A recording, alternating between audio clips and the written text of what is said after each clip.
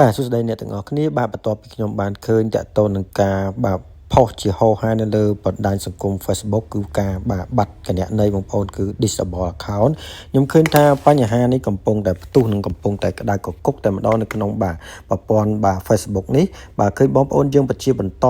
កំពុងតែមានការខ្វាយខ្វល់ព្រួយជាខ្លាំងបាទនឹងការខូចគណនីបាទ disable account ដោយជាជំហានទី1គឺអត់ដឹងថាខូចដោយសារអ្វីបងប្អូនបាទអញ្ចឹងជាទូទៅបាទខ្ញុំគិតថា Facebook កំពុងតែមានការផ្លាស់ប្ដូរនិងការអាប់ដេតអីមួយចំនួនហើយបានធ្វើឲ្យ error ទៅនឹងបាទ disable account បងប្អូនបាទអញ្ចឹងចំណុចទំហានចម្បងបាទសម្រាប់បងប្អូនគួរតែធ្វើបាទគឺចូលទៅក្នុងបាទ Help Center បងប្អូនអាចចូល Safari ហើយបងប្អូនចូលទៅក្នុង Help Center បាទហើយបងប្អូនបន្តរកពាក្យថាបាទកន្លែង report បាទ report a problem បងប្អូនអាចចុចកន្លែងហ្នឹងហើយបងប្អូនព្យាយាមបាទទៅសេ